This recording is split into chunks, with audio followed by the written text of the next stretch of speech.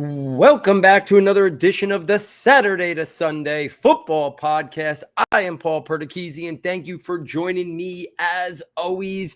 Week 4 of the college football season is already in the books. Week 3 of the NFL season concluded last night. Here at Saturday to Sunday, we break down all things from the NFL draft perspective, checking in on the rookies with the NFL Rookie Report, and then a Dynasty Fantasy Report for my Dynasty listeners out there as well.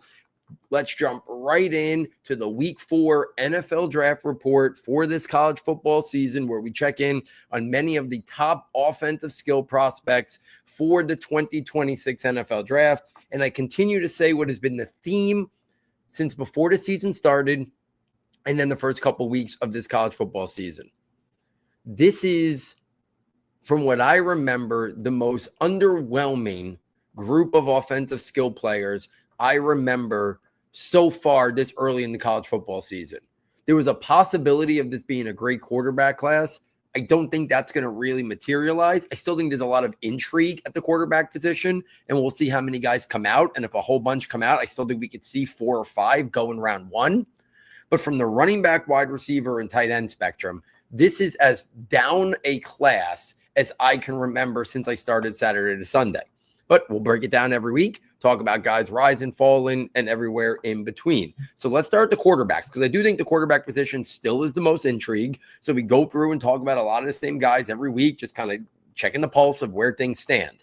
This past week, let's start with Fernando Mendoza, who I think is starting to separate a little bit as potentially the most intriguing quarterback prospect who will be in the 2026 NFL Draft. I think it's him and Lenora Sellers.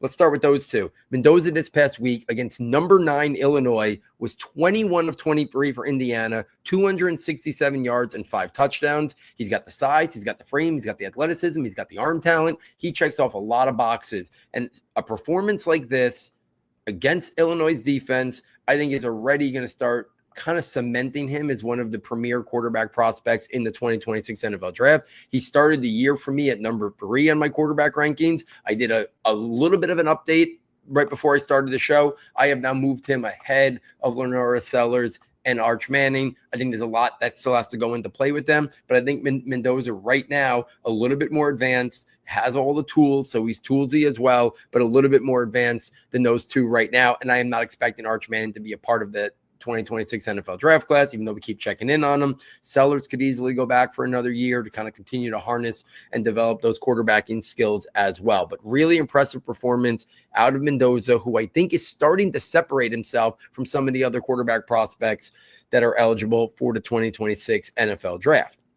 I mentioned Lenora Sellers. South Carolina lost this week, 18 of 28. Sellers with 302 yards and 2 touchdowns. Listen, we know what he brings to the table. He's got physical elite traits. We saw that at Anthony Richardson drafted in the top 5. Sellers offers probably more physically dominant traits than even Anthony Richardson offered. And I think he's a little bit more advanced at the quarterbacking and does some of that better than even Anthony Richardson did that last year of college. So I still think Sellers is going to be a legit top 10 type prospect, just what he offers in terms of the dual versatility, the size, the frame, the arm talent, and the athleticism. But does he decide to come out? Guys stay longer now in college. With the NIL money, it's just a little bit different. So he can continue to harness those skills and go back to college. But I think on right now, those two are the guys that most intrigue me. I understand that Garrett Nussmeier, a little bit, obviously a lot more refined than a guy like Lenora Sellers, but I still do wonder, like, is he a top 5 guy, or is he more of like a 8 to 15 type guy, or is he in that Bo Nix, Michael Penix, Jackson Dart type trajectory in terms of draft stock? I think that's where he more belongs. I don't look at Nussmeier and think that he should be a top 3 or top 5 pick, but I also think this is a very unique draft class. So depending on what quarterbacks come out, what decide to go back to school, I think he could easily push his way into the top 5 or top 10 mix. This past week, 25 of 31, 273 yards and 3 touchdowns.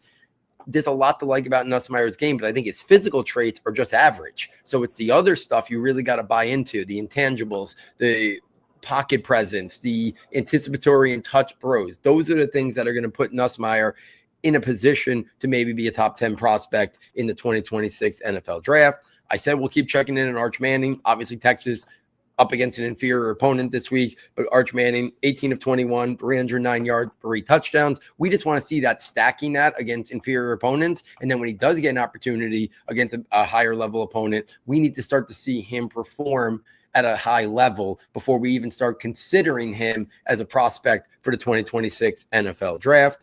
A couple other guys. I do want to mention Dante Moore, highly regarded high school prospect, redshirt sophomore. So again, not expecting him to be a part of the class, but at least noteworthy. We're starting to see him kind of materialize into the prospect that many thought he could be. 21 of 31 for Oregon this past week, 305 yards and 4 touchdowns. Starting to show the arm talent, the athleticism, the pocket mobility that we know he has in his arsenal. So he's a guy who could be really on the rise. I don't think it lands him in the 2026 NFL draft.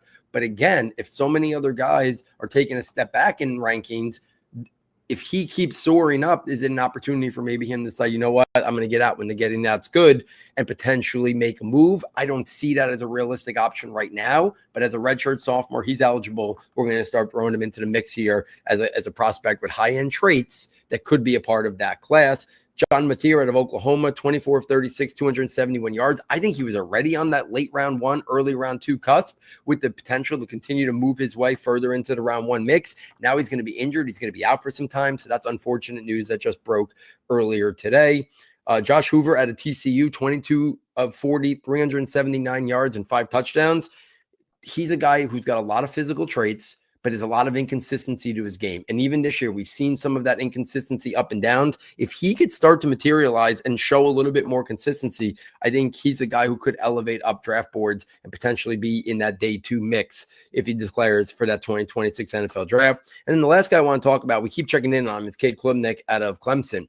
This was a guy who is regarded as a top 2, top 3 prospect for the 26 quarterback class. Many highly regarded draft evaluators had him as their number 1 or number 2. He is really underwhelmed this year. I had him, I think, as my number 4 when the season started. 37 of 60 this past week in a Clemson loss to Syracuse. He did have 363 yards and 3 touchdowns, but he got Antonio Williams back this week. Clemson's offense continues to sputter and not be consistent. And Klubnik is a guy who many thought would be in the Heisman consideration and potentially carry that momentum to a top 10 pick in the NFL draft. Right now is looking like a guy who would not even be in consideration for the first round, even though his dual threat ability and his athleticism, arm talent that would make him intriguing. Right now, he's definitely off to a slow start. A lot of football left to play, followed by a whole pre-draft process. So it's still early to make any kind of declarations. But I think what many people expected from Klubnik this year, Dane Brugler, I think, said it best. Some people looked at him as a round 1, top 10 type guy. Other people looked at him as an early day 3 type prospect. So there were already differing opinions on Cade Klubnik. And I think right now that's probably even widened a little bit more in terms of his up and down and inconsistent and erratic quarterback play so far this year. If we take this to the running back room, Jeremiah Love continues to be the clear runaway RB1. I think he's the only running back who's got a real shot to go in round 1 or be a top 50 lock if he doesn't go in round 1. 157 yards, 2 touchdowns for Notre Dame this past week. He could do it passing. He could do it in the passing game. He could do it obviously in the run game as well. But I think 2 guys who are starting to move their way up into a lot of people's top 5 consideration. And again, I don't know if we're going to get another top 50 running back. I don't think so. I think we're starting to say, are there any other top 100 backs? Nicholas Singleton obviously could be in the mix for top 100. And 2 other guys that I think could at least be in consideration. Jonah Coleman out of Washington this past week, 59 yards and 2 touchdowns, but also 6 catches, 104 yards and a touchdown receiving. And then Justice Hayes, formerly of Alabama, now of Michigan, carrying the workload for that Michigan run game, 149 yards and 1 touchdown this past week. He's up to 537 yards and 6 touchdowns on only 66 carries. So right now, Haynes, Jeremiah Love, Jonah Coleman, I think those guys are starting to materialize as 3 of the top backs on most people's rankings early. Obviously early with Nicholas Singleton. I think those are going to be a lot of people you see right now on a lot of 2026 RB boards in terms of the NFL draft. If we take this to the pass catching, let's talk about a couple tight ends to start. Kenyon Sadiq continues to show that big playability. I know he's an undersized, more of a slot guy, but listen, we've seen what Brock Bowers could do. If a team gets a hands of Kenyon Sadiq, they are not going to ask him to line up in line. They are not going to ask him to do much traditional tight end stuff because that's just not his game. But his movement skills, his separation quickness, his in and out of break ability, and what he can bring as a pass catcher is what makes him a really intriguing weapon.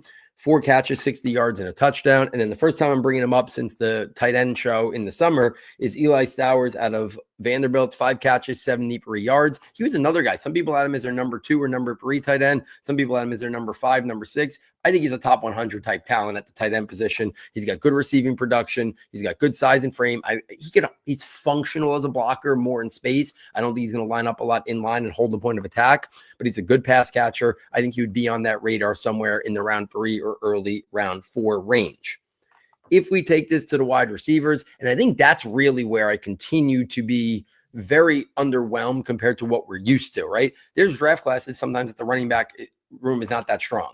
But wide receiver, every single year I felt like was strong at the wide receiver room. Like year after year, 4, 5, 6 guys who could be solidly round 1 prospects. I think we have Jordan Tyson right now, clear wide receiver 1, clear top 20-ish talent for the 2026 NFL draft.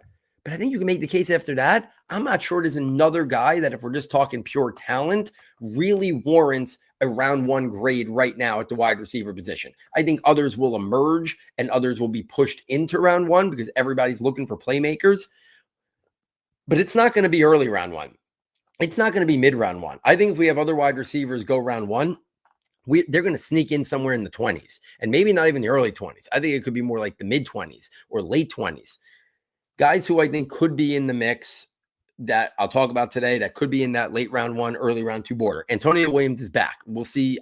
It's first week back, 5 catches, 49 yards. I think he could be an explosive playmaker. Still could be a guy that could push his way into that mid to late round 1 mix for sure out of Clemson. Denzel Boston continues to put up stats for Washington. 6 catches, 107 yards, and 2 touchdowns. He's got that size and frame. He can play on the outside. He can win vertically down the field with his size and frame. I don't think he's going to do a lot in terms of pure speed or separation. He's probably more like a 4.55 to 4.6 guy, but he can win vertically down the field.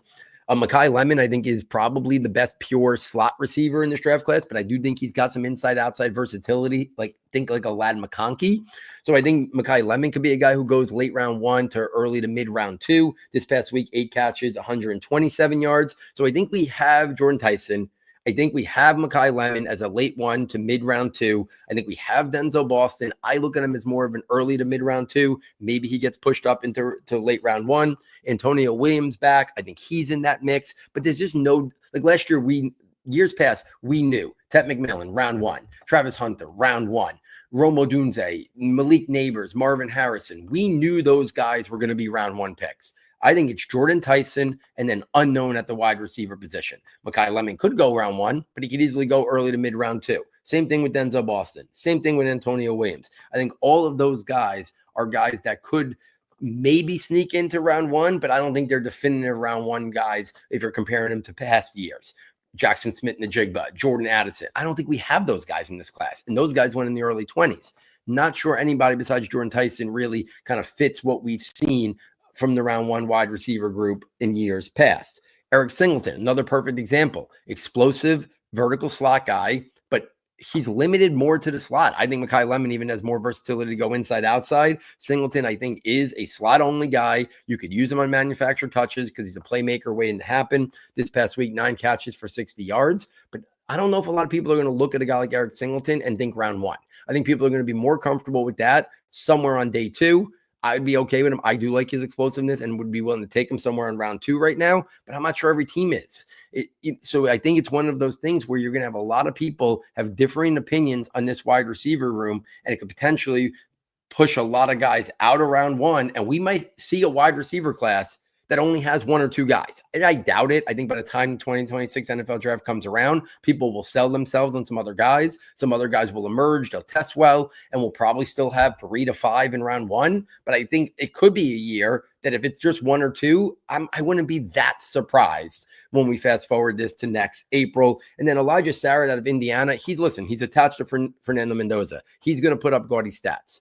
But he's a guy who maybe somewhere in day two, but I do have some concerns about his separation ability, but he continues to dominate at the catch point. He's going to put up really gaudy production. So you're going to see him on a lot of top 10 wide receiver boards, especially with the year he's going to put up this year. This past week, 9 catches, 92 yards, and another 2 touchdowns. He uses his size well. He uses his frame well. He knows how to win at the catch point. A big time red zone weapon there for Mendoza. So there it is, guys, the NFL draft report for week 4 of the college football season. Let's spin this over to the Sunday game, and let's talk about the NFL rookie report for week 3 of the college football season. A lot to kind of talk about. Let's start the quarterback position there. Cam Ward, another very shaky performance, 23 of 38, 219 yards and a touchdown. Listen, I think we got to realize that Cam Ward, while he was the number 1 pick in the draft, there was refinement still needed in Cam Ward. He went to a team that was lacking playmakers, a team that was still struggling to be productive. And now we're seeing that in college. I mean, we're seeing that in the early portion of his NFL career. So I'm not surprised by this. So I think it's one of those things we're going to have to ride the momentum up and down of Cam Ward, but you see glimpses of what he's capable of. You see the upside and the potential that he offers. And then I think we are going to get to see more consistency as the season goes on. So I think the time is coming for Cam Ward, but I think it's going to be a little bit of a rocky first half of the year, and we start to see more consistency the second half of the year. And then I think that will be something where we kind of expect a big step in year 2. The other rookie I want to talk about is, it was announced today, Giants are handing the ball to Jackson Dart. To be honest with you, it's probably 3 weeks too late. He probably should have started the year, even though he wasn't ready. He looked like he was capable in the preseason. The Giants team has started out 0-3. Russell Wilson has looked truly horrendous in weeks 1 and week 3. His week 2 explosion was completely fraudulent. The Cowboys were not playing the right scheme at all to counteract what Russell Wilson can do, which is still throw the vertical ball. So now the Giants hand the ball over to Jackson Dart, and Jackson Dart steps into a situation where they have one great playmaker, a coach on the hot seat, a GM on the hot seat, still a suspect offensive line, a brutal schedule, starts with the Chargers. Obviously, week 5 is a little bit of a break with the Saints, and then they got the Eagles 2 out of 3 weeks. It's a brutal schedule. So I think there's going to be a lot of up and downs for Jackson Dart. But he's going to be asked to try to save the jobs of head coach Brian Daboll and GM Joe Schoen. And I think for fantasy, he's going to be put in a situation where he could put up some fantasy production. He could run. So he easily can give you 30 to 40 yards on the ground and be a guy who could score touchdowns in that. I think they're really going to try to open things up. I think they're going to use a lot of up-tempo, a lot of no huddle, a lot of stuff to put him in his comfort zone that he was from college. We saw that in the preseason.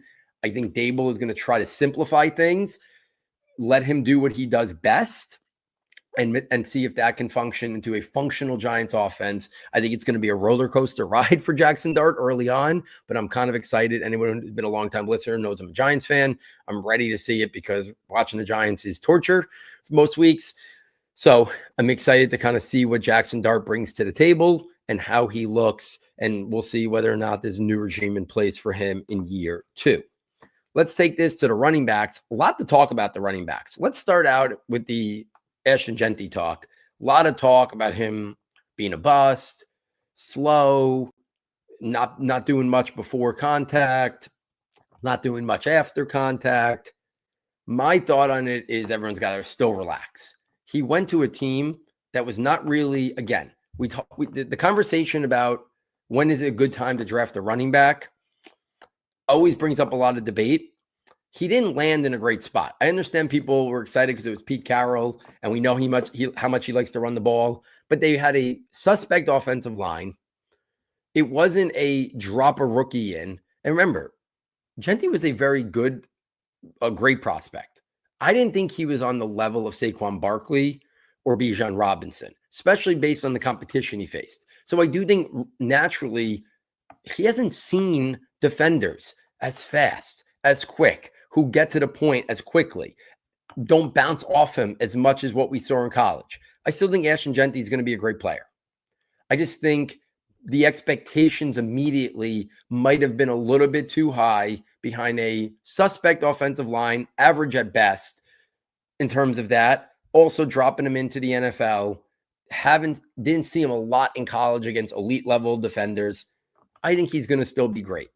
So I think people should relax. If anybody's freaking out after they just drafted him at the first pick in their rookie drafts, by all means, be aggressive to go get him. I don't think anybody would just yet, but I'm not overly worried about Ashton Gentry. TreVeyon Henderson, I don't understand what the Patriots are doing. They have absolutely no offensive firepower whatsoever. And yet they keep putting out there Ramondre Stevenson, Antonio Gibson. Those two veterans had 3 combined fumbles this past week. TreVeyon Henderson doesn't fumble the football, was the best pass protector coming out in years at the running back position, and is an explosive big play waiting to happen. He needs 14 to 15 touches every single week. And they got to be creative. They got to get him in space. They got to do different things to get TreVeyon Henderson the ball.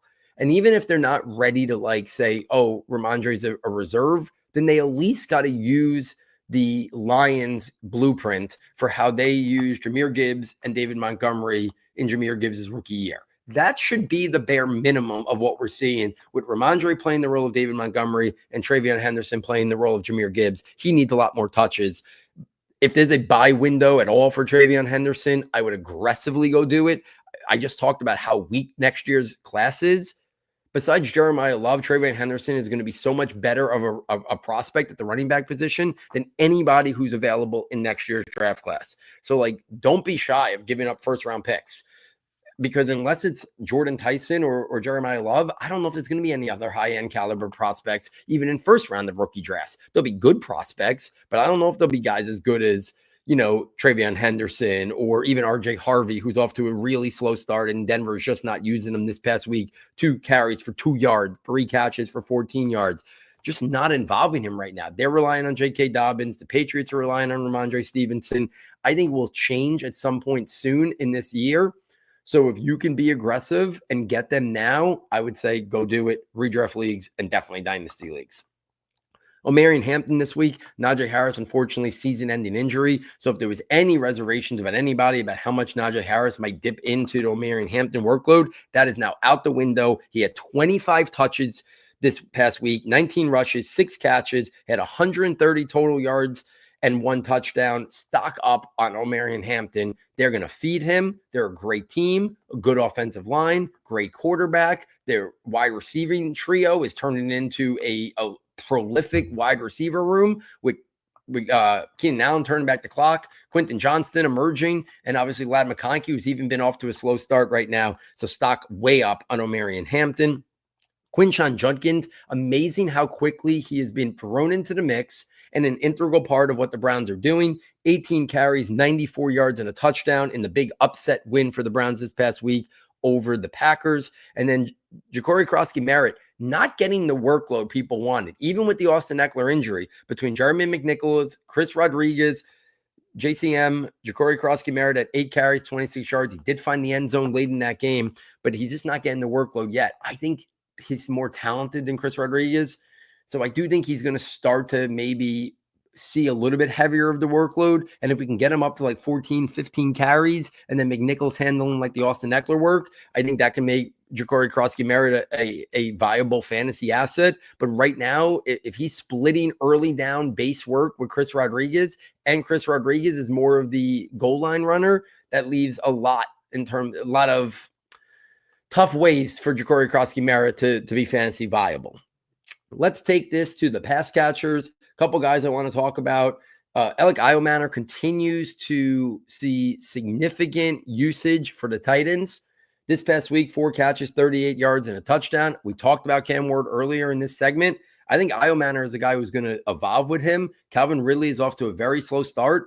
Io Manor could really hold firm as that wide receiver 2 and potentially be even more productive than Calvin Ridley if him and Cam Ward have that connection. So Io Manor, while the Devy and NFL draft Twitter community loved him as a prospect, the NFL didn't, which is why he fell to the 4th round. They took Chimere Dike ahead of him. So if anybody's kind of holding that against Io Manor, maybe they're not a draft Twitter guy or a Devy guy, so they don't know that he was a highly regarded prospect. If you could still get up your hold of Io Manor and it cost you, I don't know, mid-second round or late second round rookie pick. And again, I keep coming back to it. Those picks next year are not going to be as valuable as you think as they usually are. Io Manor has a real chance there to kind of emerge and continue to develop there. So I kind of like buying on Io Manor, especially if it's somebody who has him, who doesn't know how highly regarded he was at times in college football and in the Devy and draft Twitter community. Emeka Egbuka continues to look fantastic. We'll see. Mike Evans is out now. Chris Godwin's out. So Egbuka is going to get a huge volume for the next couple of weeks here. We'll see what happens when Chris Godwin comes back, but I think he's already materialized. He's the guy. And right now, I don't think there's any wide receiver from this class that you'd rather have on your team than Emeka Egbuka. And that goes for Tet McMillan. That goes for Travis Hunter. I think Tet McMillan's going to be great. I think we've seen glimpses of that. I think he's the focal point of that Panthers offense. But I think right now, if you ask me, Egbuka or Tet McMillan, who do I want in Dynasty? I think I'm saying Egbuka as much as I also like Tet McMillan. I think right now the unknown is Travis Hunter. They don't seem to have a great plan. I don't know if it's going to be this every week where it's week to week, how much he plays on offense, how much he plays on defense.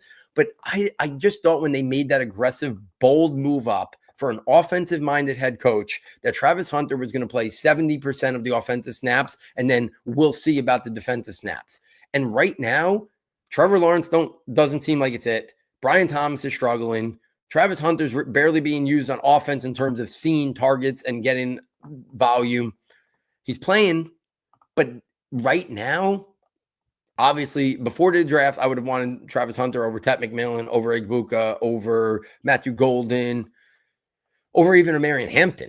But now, give me Egbuka over Travis Hunter right now. Give me Tet McMillan. And I love both of those guys. So that's where I would still stop that wide receiver list because I still believe in Travis Hunter, the talent. But Egbuka's looked so good and quickly emerged. Tet McMillan's looked good, even though Bryce Young has been terrible. So I'm still a believer in Travis Hunter. But the playing of so many snaps on defense at the expense of offense has me a little bit shaken in that regard. So we'll see. And then Matthew Golden, 4 catches, 52 yards. He's going to get an opportunity here with the injuries to the Packers wide receiver room. I think he will emerge as their best weapon in the pass catching room, but they do spread it around a lot. So what does that amount to at the end of the year or down the line? It's to be determined on Matthew Golden, but I do believe in the talent. I do believe Green Bay is a very good team. We're seeing Jordan Love, a better version of Jordan Love than what we saw last year after he came back from injury. So still high on Matthew Golden. Let's finish this off with the fantasy dynasty report for this week. Let's talk some stock ups at the quarterback position. A couple guys I want to talk about. The quarterback, we just have to say it. Daniel Jones stock up. I mean, I watched him for 6 years in New York. Inconsistency. We saw at times him be fantasy viable because of the running, but all of a sudden he looks leaps and bounds as a better passer. So who's to say that if this isn't the right, if maybe this is the right offense to fully maximize his potential, and if they can get this type of passing production out of him on top of the running stuff, well, then you have a locked-in QB1 who's going to put up really productive fantasy production. Most people still probably don't want to buy in, so I understand that. But I'm kind of intrigued by it. Who's to say he can't resurrect his career like Baker Mayfield did, like Sam Darnold looks to be doing, Geno Smith? I know like Jones never really went away like some of these other guys and were banished to backup roles because he was basically the starter for the Giants every year prior to this. But I do think that like it's not impossible that Shane Steichen brings out the best of him and they sign him to a contract extension and he's the guy for a couple years. So impossible not to say stock up on Daniel Jones. Next up, Caleb Williams. We are starting to see the Caleb Williams that most people had as the number one quarterback prospect of his draft class. We're starting to see Ben Johnson find things that work for him. Caleb Williams is off to a great start, and I think we're just going to continue to see Caleb Williams be productive this year. Rome Odunze. I'll just kind of pair it with Caleb Williams. I talked about Rome Odunze after week 1 of it. If he's not being valued as a top 12 dynasty wide receiver asset, you need to be aggressive to go make a bold move. Let's not lose sight of the fact that there wasn't this massive separation between him, Malik Neighbors, and Marvin Harrison Jr. And I understand last year didn't go well for Rome Odunze. But right now, give me Rome Odunze over Marvin Harrison. That's just where I am, like, in terms of a dynasty. So I think you got to have him high in your ranks for wide receiver dynasty ranks and be aggressive if the person who holds him is not valuing him that high. Some other wide receivers that I'm going to say stock up on: Garrett Wilson and Michael Pittman. Both of those guys, I had questions about the situation. Garrett Wilson, we had Justin Fields, we had Tyrod Taylor as the backup, but no matter what the quarterback play is, they're going to feed Garrett Wilson. And we can't lose sight of just how great of a prospect Garrett Wilson was and how good he looked earlier in his career.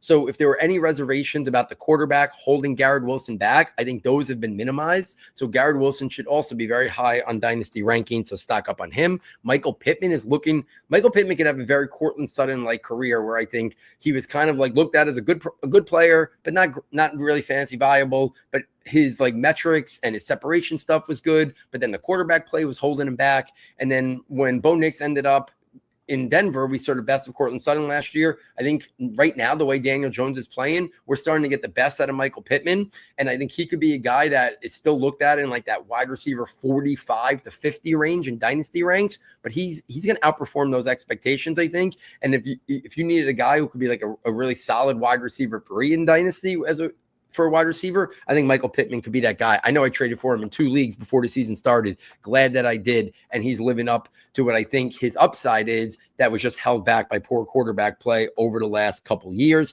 A couple other wide receivers, Quentin Johnston, stock up. I didn't think we were ever going to see this. But right now, Jim Harbaugh, the Chargers offense, is getting the best out of Quentin Johnston. Yeah, he's going to have some brutal drops. But we are seeing that size and athleticism start to play off and be productive. And right now, we're seeing a guy who is really coming into his own. And I'm not sure with how talented of a player Justin Herbert is. If they continue to put him in situations for him to be successful, I think he could be a guy that really has resurrected his career and his fantasy viability moving forward. Ricky Pearsall, I was all in on Ricky Pearsall before the year started. We're starting to see that breakout. He's materializing into the 49ers go-to number 1 wide receiver. So stock up on him. And a guy who you should be able to get very cheaply, I'm going to continue to harp on Malik Washington. I think the Dolphins are going to trade Tyreek Hill this year at some point. And I think Malik Washington could be a guy that really materializes. He will cost you almost nothing right now in a trade. I would like to get Malik Washington on my team now before they, I think, inevitably trade Tyreek Hill. So he's a little bonus stock up on him. At the running back position, 3 stock ups. Trey Benson's going to get his opportunity now with the unfortunate injury to James Conner. Benson was my number 1 running back coming out of that class. I think we're going to see the best of Benson, and he could seize that opportunity and the lead role there for the foreseeable future for the Cardinals. Jordan Mason, I don't think Aaron Jones ever gets the lead job back there in Minnesota, even when he comes back from injury. This past week, 116 yards and a touchdown. I just think younger, fresher legs, he could be really productive. I think Aaron Jones could have a role there, but I think Mason could be the guy moving forward there as the lead of that team.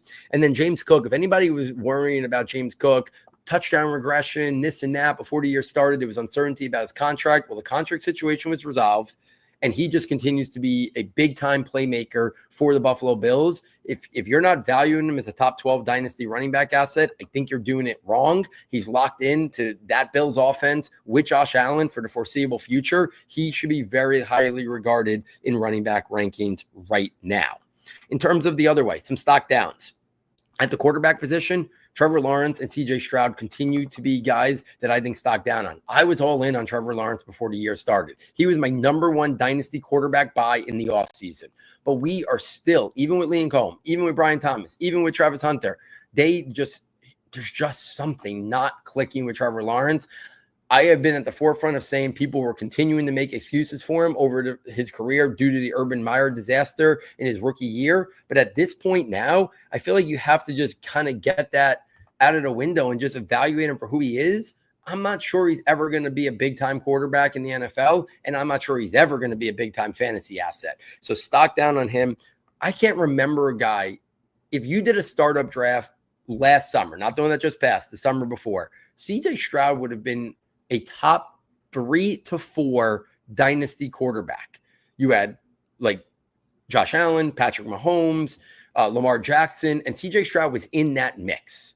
And now he should be like dynasty quarterback 20. And that might be generous. He doesn't add anything on the legs. It's all got to be from the pocket. But as we know, unless you're like Joe Burrow, putting up gaudy production, that's not going to fly. Even Patrick Mahomes. Now, I know Mahomes is running a lot this year, but even Mahomes over the last couple of years, we have not seen good fantasy production because he doesn't do a lot with his legs, and the passing stats need to be prolific to be a high-end fantasy quarterback. So stock down on Trevor Lawrence and CJ Stroud. At the wide receiver position, I love him as a player, but right now, Brian Thomas, you have to say stock down on him. There's just no way around it. He looks disinterested. I don't know what's going on there, but based on like how high I had him in before the season started in my dynasty wide receiver ranks, I have to adjust that when I redo my rankings in the next couple of weeks. He's got to move down those rankings a little bit. And then Chase Brown. I think we all knew Chase Brown as a talent was probably an average to above average talent, but he was in a prolific situation with nothing else on the depth chart, attached to Joe Burrow and Jamar Chase and T. Higgins. But now with that Joe Burrow injury, like we were counting on this year, Chase Brown being a top 8 to 10 wide running back in fantasy. If we don't get that production this year because of the Joe Burrow injury, that's one high-end year now that we've just lost out on. And it's just now another offseason where they could supplement and add another guy. Maybe a guy to be a 50-50 committee with Chase Brown. Maybe a guy who could push Chase Brown to be the secondary piece and a new guy be the primary piece. That's all in play now. This was supposed to be the year for Chase Brown. There was no competition behind him, basically. This was supposed to be the year that if he put up these gaudy stats in this great offense, it was going to earn him another couple of years, probably in that lead role. Now, if he puts up suspect numbers this whole year and not a prolific offense, that's going to really potentially hinder his long-term high-end RB1 production type that we thought we were getting from him. And very quickly, he could move down and not be that RB1 that we thought we were getting. So I like the player still, but I think it's impossible not to say stock down on Chase Brown. So there it is, guys. NFL Rookie Report and Dynasty Fantasy Report for week 3. Started the episode with the NFL Draft Report for week 4 of the college football season. We will be back here every single week, breaking it all down, talking about these prospects every single week and dissecting everything that we see. If you are interested and like this, everything I'm talking about, please get over to the website, S2S Football, fastest and easiest way to get there. Check out the premium content tab for $9.99. You get all of our premium content. You get the rankings notebook, which has all my different rankings. You get the scouting notebook, which has already almost 75 to 80 offensive skill players, full scouting report, strengths, functional areas, developmental areas, how they win, NFL role, fantasy spin, current NFL draft projection. And then you get the draft projections notebook in April, tabs for every position, offense and defense, almost 400 players in that, snapshot of how they win, developmental areas, combine testing numbers, and all that stuff, ranked in the order in which we expect them to come off the board based on everything we're hearing. We have tabs projecting round 1, the first 3 rounds, and all 7 rounds of the draft. We've had tremendous success in projecting the prospects that go off the board in each of those rounds of the NFL draft. You get it all for $9.99. If you've bought it in the past, please consider purchasing it again. If you've never bought it, but you've been a long-time listener, please help me out. $9.99. It's the lifeblood of what keeps us going here. I know there's so much great content out there, but if you could help us out, and if you're new and you've never checked it out before, but you just found the podcast recently, please consider checking it out as well. I do think you will find a lot of value in that $9.99 that we offer. So on behalf of our sound tech engineer, David Nakano, and myself, thank you for joining us, and we look forward next time taking you from Saturday to Sunday.